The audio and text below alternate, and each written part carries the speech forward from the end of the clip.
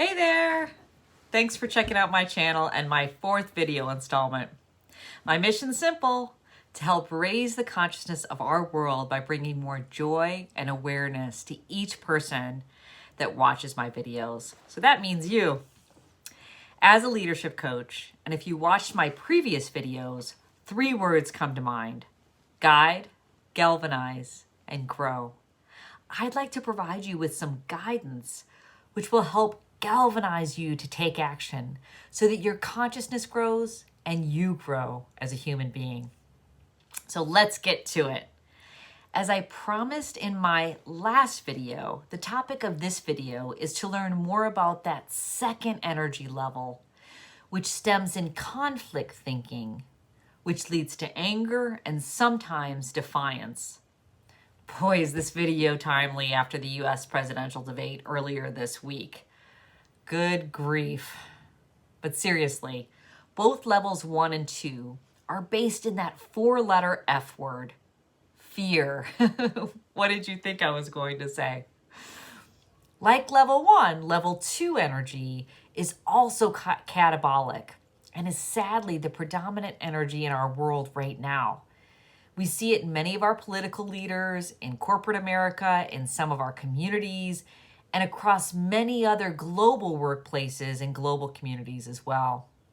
However, energetically, it is a level up from the first level of victim thinking. Level 2 energy is based in thoughts and feelings of struggle, resistance, blame, frustration, control, and just the need to win at all costs.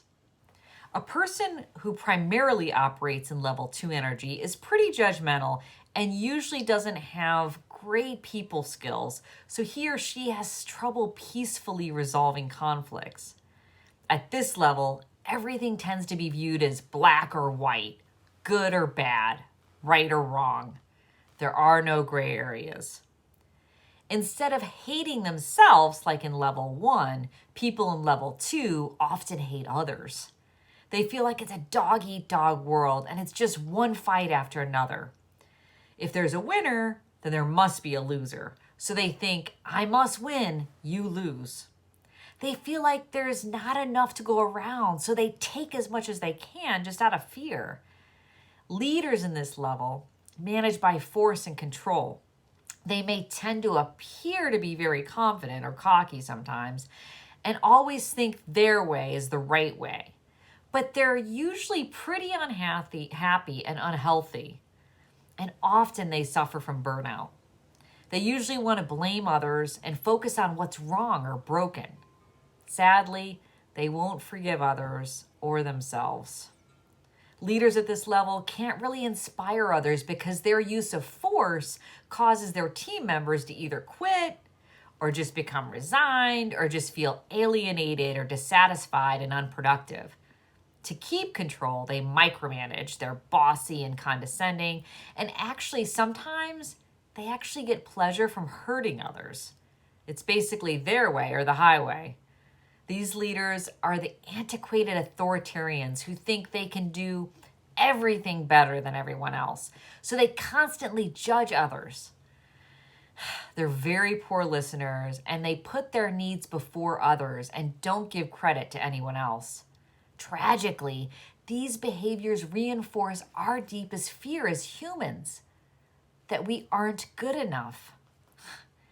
These managers also tend to be short-sighted, and while initial results may look successful, this way of leading will ultimately fail, as the effort to constantly act with this catabolic energy will just drain them and those around them. Their life is just not as fulfilling as they'd like it to be, and they usually don't feel appreciated or that they're really contributing. They may also feel taken advantage of and have a hard time trusting other people. Keep in mind that people who spend a lot of time here have most likely experienced some pretty hard times in the past, and they haven't yet released that trauma, so they project it onto others. When it comes to money, the predominant thought in level 2 is greed. Essentially, out of fear, these folks play the role of the bully.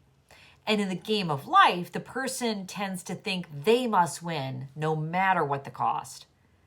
To follow the example I used in my last video for level 1 thinking, it was when we think of that old expression, an eye for an eye. By itself, this phrase has no meaning until we interpret it. Our interpretations come from our level of consciousness. So the level 2 interpretation of the phrase an eye for an eye would be, I better get your eye before you get mine. Unfortunately, they feel like their life is not where they'd like it to be.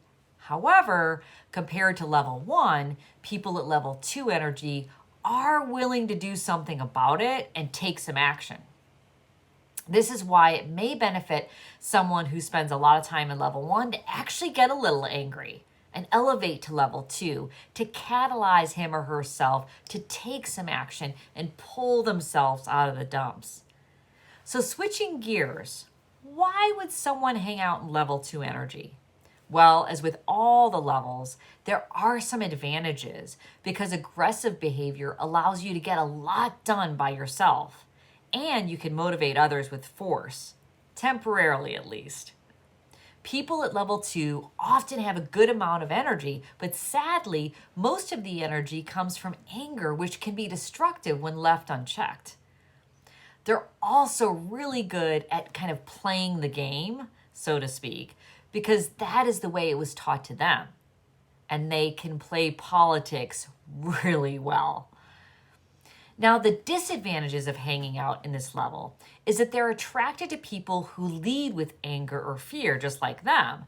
So they're usually not happy with the results of their own efforts because it's never quite good enough. Or their efforts won't be sustainable because it's just too draining to work in those conditions over a long period of time. If you're human, you've had level 2 thoughts at one time or another. I know I have.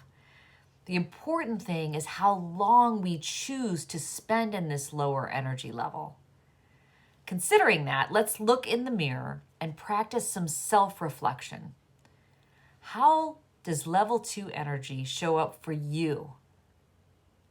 What triggers it? How would you benefit from reducing your level 2 energy or increasing your level 2 energy if you spend more time in level 1 energy? Like I suggested in my last video, I encourage you to take a few minutes to reflect on these questions and write down your answers in a journal. Also, feel free to share in the comments if you're comfortable doing so, as your insights might help someone else. Conscious awareness of your thoughts and behaviors is the first step to making a change for the better. Our mindset is so powerful that we can really find anything we're looking for relative to the level that we're in. So that's what is so exciting about learning about the 7 energy levels, again, developed by Bruce Schneider, as you can choose what thoughts you think and improve your life in the process. Before I go, if you didn't have a chance to listen to my previous videos and want to hear a brief summary of all the 7 energy levels, along with a deeper dive into the first level, which was victim thinking, please check out the 2 links at the end of this video. For next week, we'll move up to level 3 energy, which is based in taking responsibility. This is where we can learn to shift from conflict thinking which is level 2, to taking responsibility, which is level 3. And you'll feel so much lighter in the process. I hope you'll join me again next week. Remember, I post my weekly videos on Thursdays, so please stay tuned for the next one. And with that, I want to truly thank you for tuning in. I wish you peace, love, and joy. And as always, keep the faith and let your light shine. Take care.